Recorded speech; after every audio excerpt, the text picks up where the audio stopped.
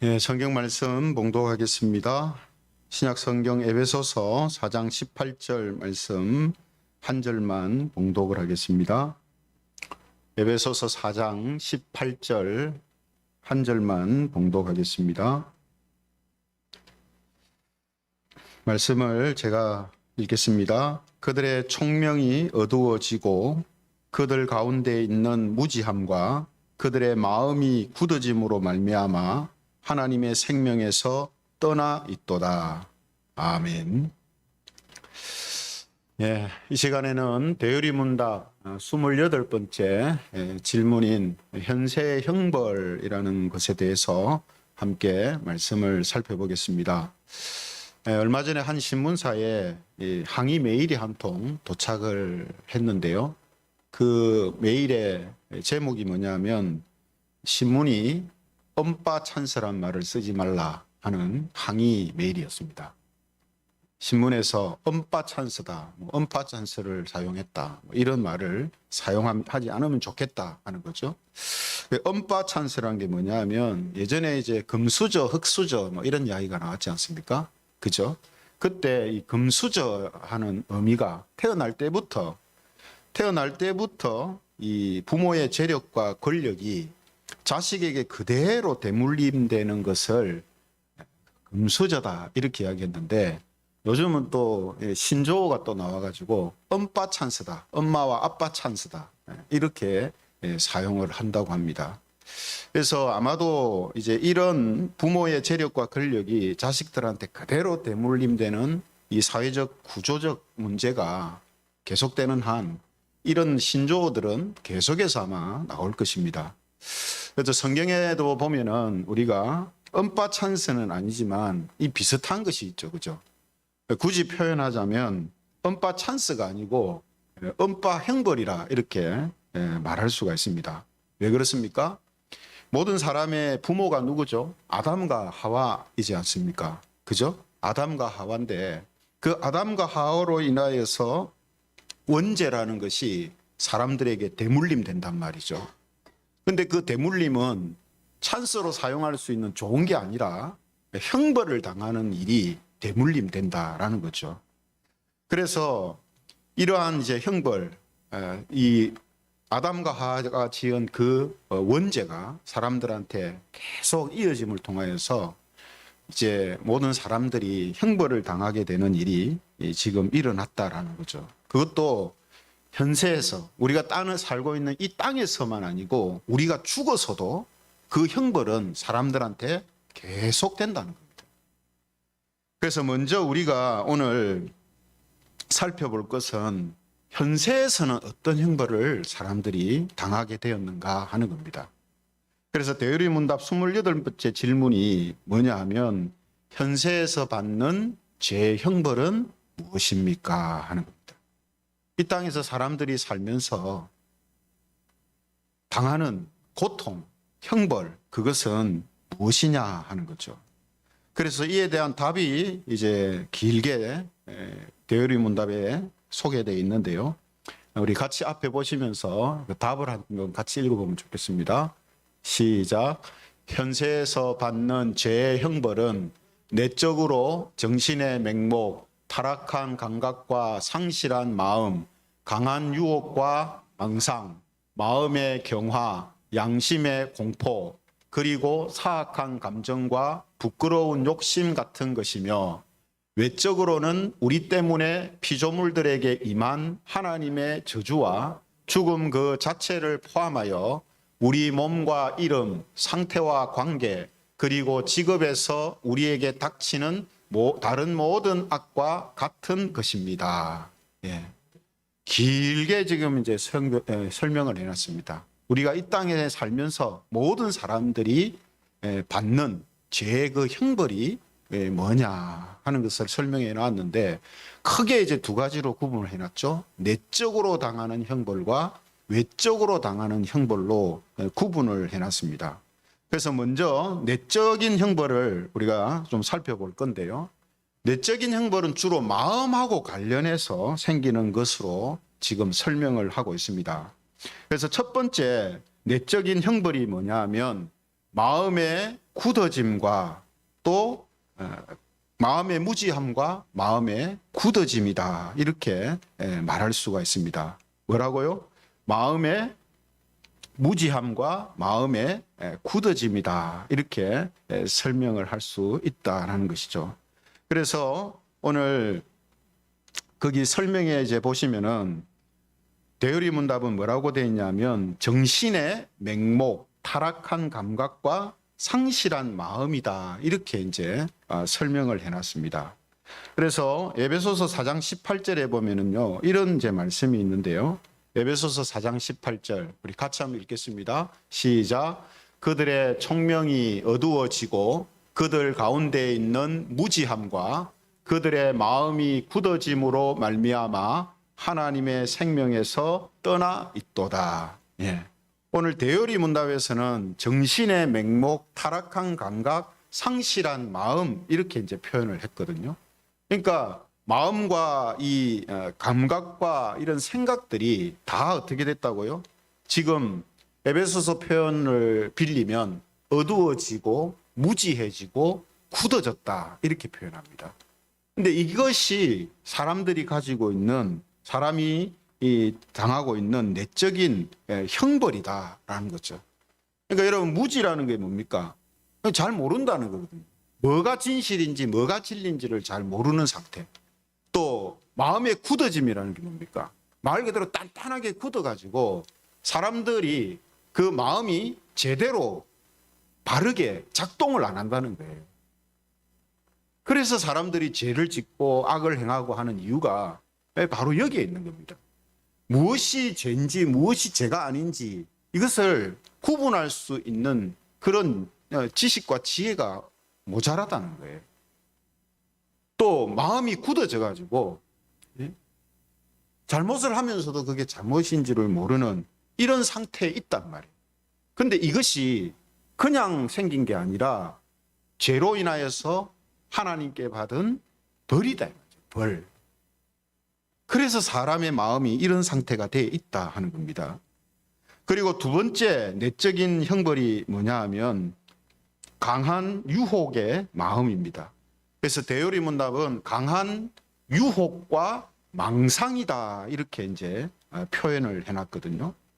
그래서 데살로니가후서 2장 11절 12절에 보면 이 부분을 이렇게 설명을 하고 있는데요.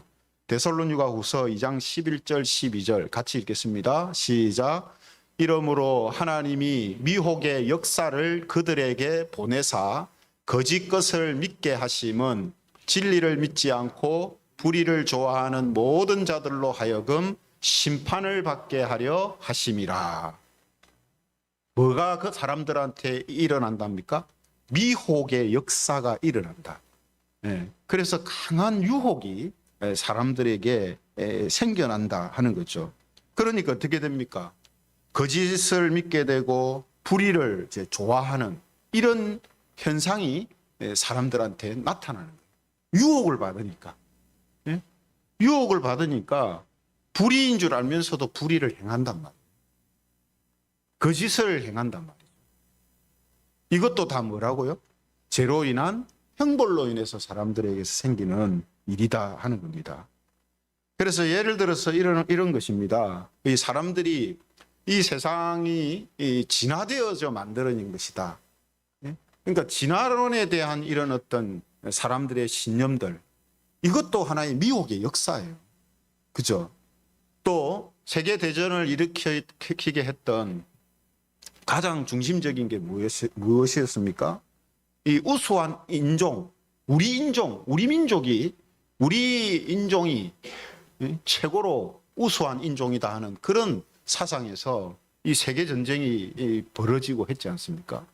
그러니까 그런 생각들도 다 뭐냐 하면 이런 강한 유혹, 망상, 여기에 포함된다라는 거죠.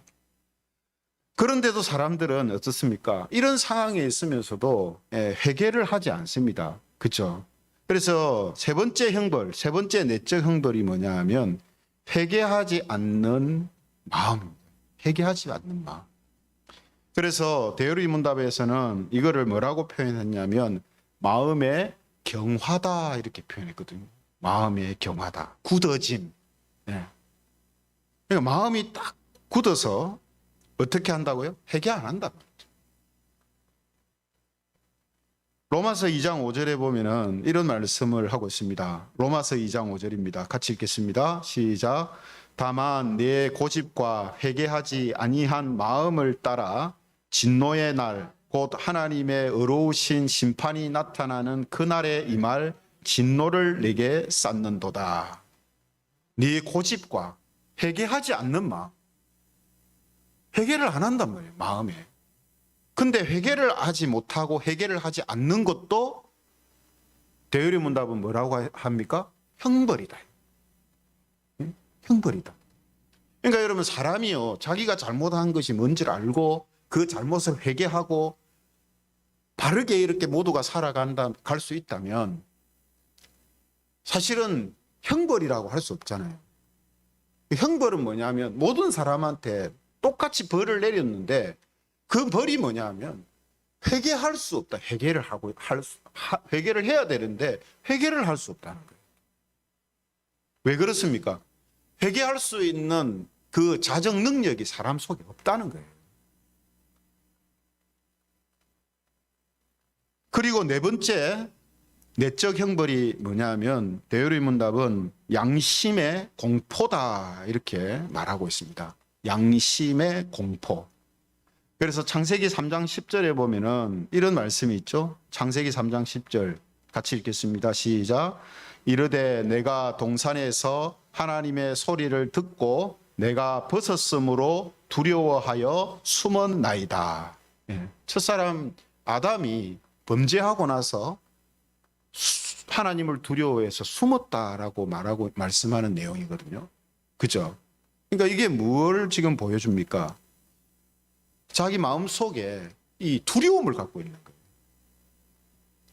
죄를 지었으니까 자기 어떤 양심에 두려움이 생기는 거죠. 그래서 대열의 문답은 이것을 양심의 공포다 이렇게 표현합니다. 그러니까 여러분 이런 걸 다 보면요 정말 총체적인 문제거든요. 사람은. 그죠? 마지막 다섯 번째 내적 형벌을 우리가 살펴보겠습니다. 다섯 번째 내적 형벌은 뭐냐 하면 사악한 감정과 부끄러운 욕심 같은 것이라 이렇게 대열의 문답은 이야기했습니다. 사악한 감정과 부끄러운 욕심 같은 것. 그래서 로마서 1장 26절 상반절에 보면은 이런 말씀이 있습니다. 로마서 1장 26절 상반절에 보면요. 이 때문에 하나님께서 그들을 부끄러운 욕심에 내버려 두셨으니 이렇게 되어 있습니다. 그러니까 다섯 번째 내적 형벌이라는 게 뭐냐면 이 부끄러운 욕심으로 사람들이 살도록 악한 감정과 부끄러운 욕심을 가지고 살도록 하는 것. 이게 또 하나님의 형벌이라는 거예요. 그래서 앞서 말씀드린 것처럼 한번 생각해 보면요. 이 총체적인 문제예요. 왜 그렇습니까? 사람이 죄를 짓고 악을 행합니다. 근데 그 악을 행함으로 인하여서 강한 유혹을 막 받아서 또 악을 행해요. 근데 회개를 하고 싶어도 회개할 수가 없어요. 그런데 형벌의 무서움과 공포는 있어요. 얼마나 이 난감한 상황입니까? 그죠? 그러니까 이 모든 것이 다 사람 한 사람에게 집중되어 있지 않더라도 이것이 사람들에게 다 있는 거거든요.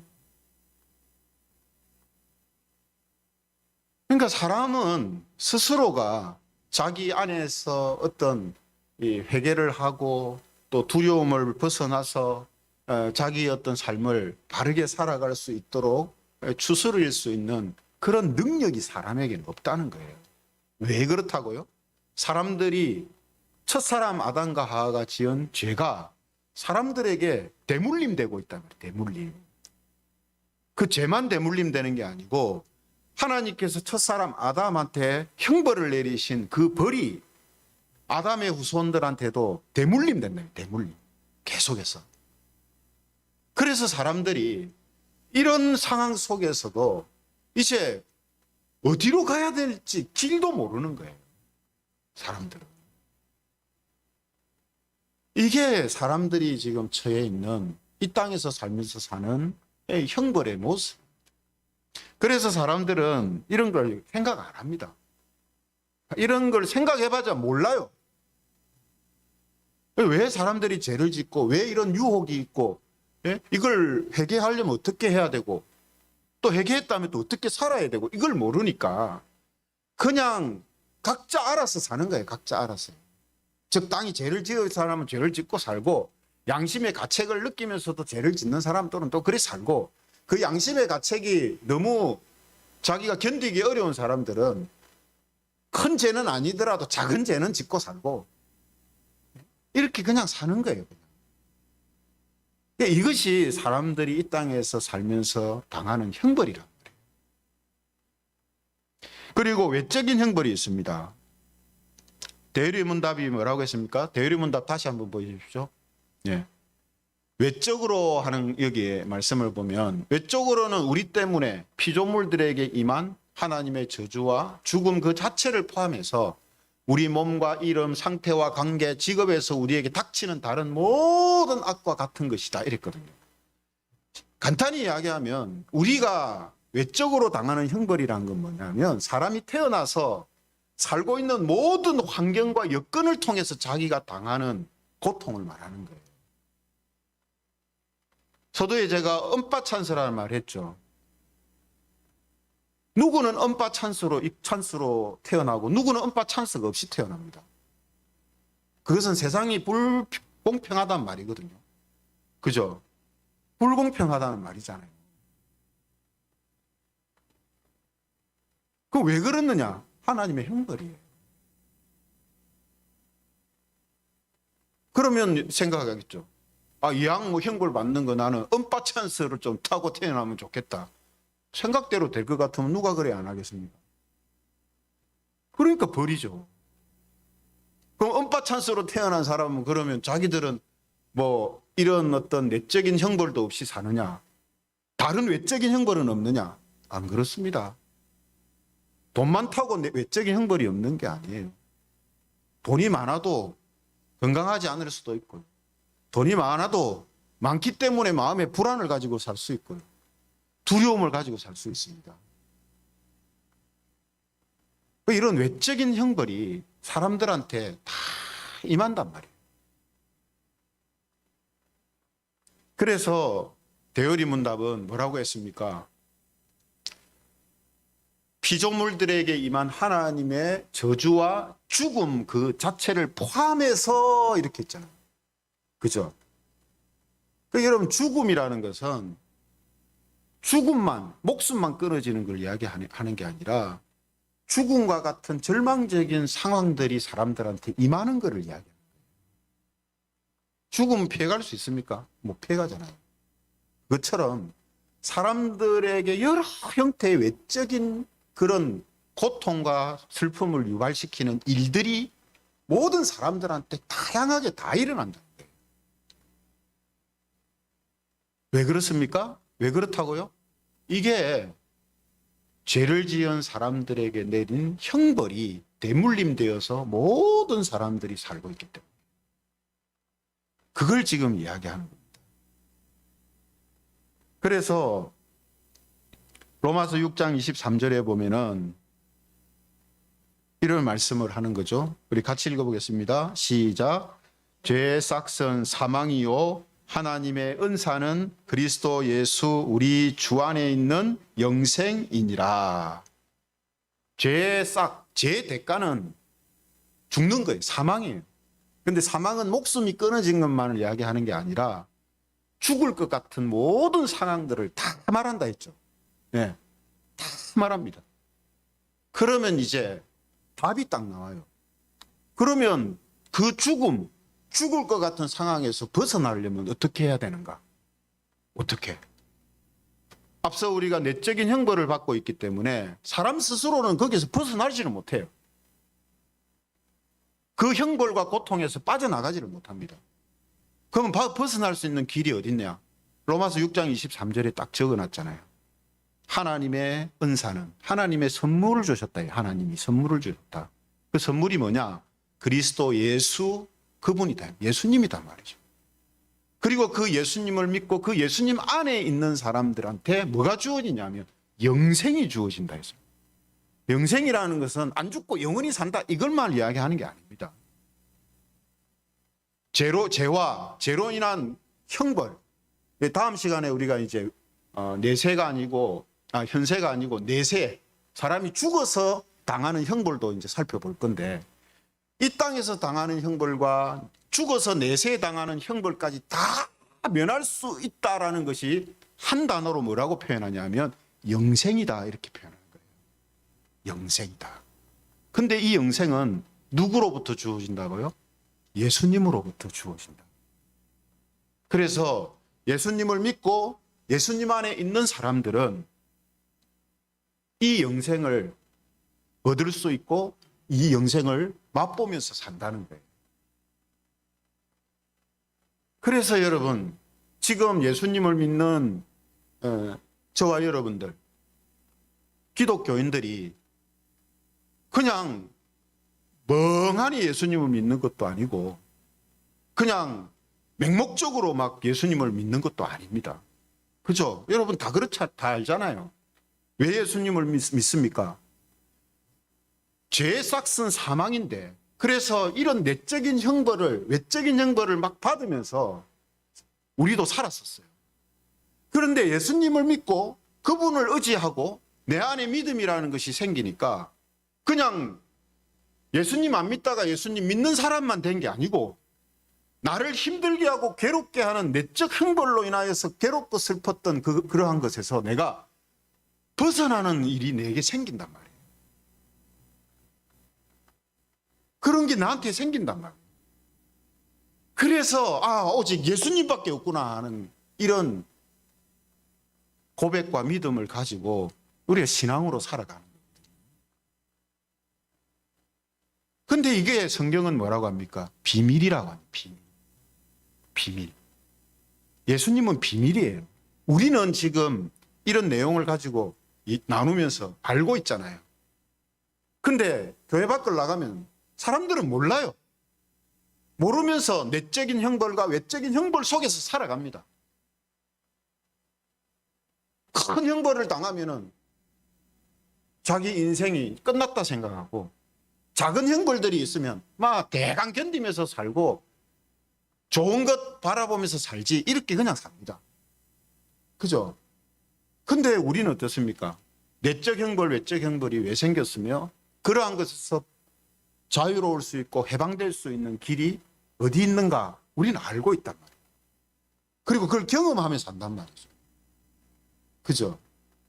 그래서 오늘 우리가 이런 부분들을 함께 살피는 거예요. 여기서 여러분 중요한 사실이 하나 있는데, 그게 뭐냐 하면 예수님을 믿는 사람도 예수님을 믿지 않는 사람들과 함께 이 세상에서 살기 때문에 우리도 고통을 당하는 일이 있고 우리도 괴롭고 슬픈 일을 당할 때가 있어요.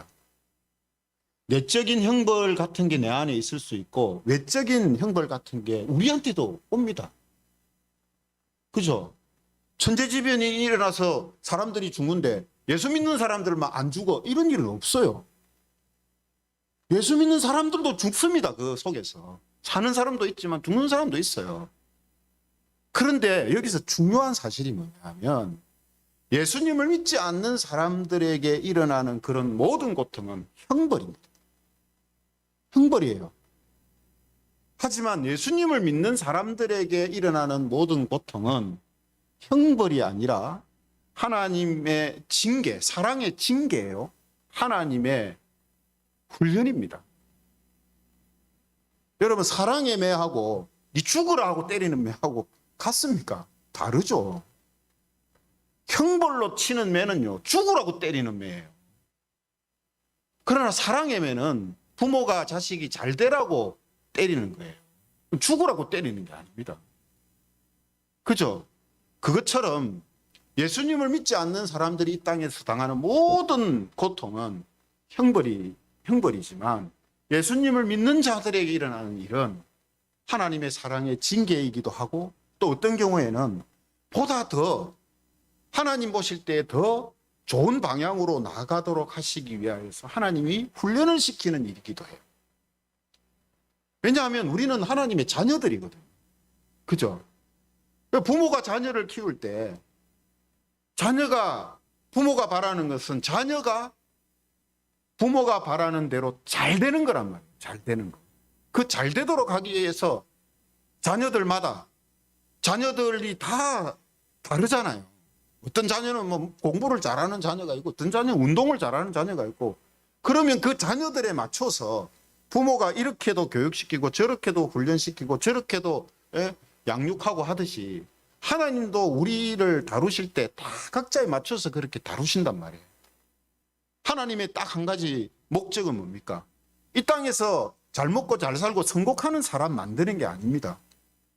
그건 육신의 부모들 중에 생각하는 그런 사람들이 있겠지만, 하나님이 우리에게 원하시는 것은 요마서 6장 23절에 이 말씀이 그 사람한테 이루어지는 거예요.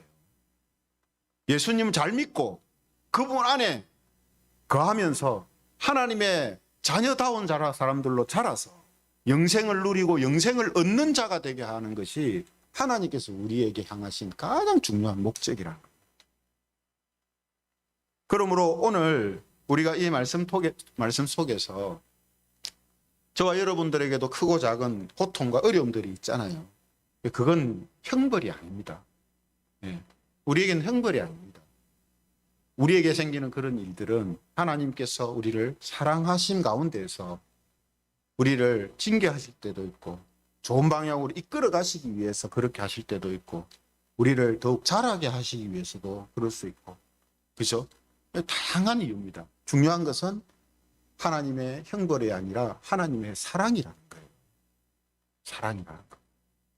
이것을 우리가 알고 있으면 우리에게 있는 모든 고난과 그 고통을 통해서 우리는 절망하고 저주하는 사람이 아니라 더 멋진 사람들로 자라게 됩니다.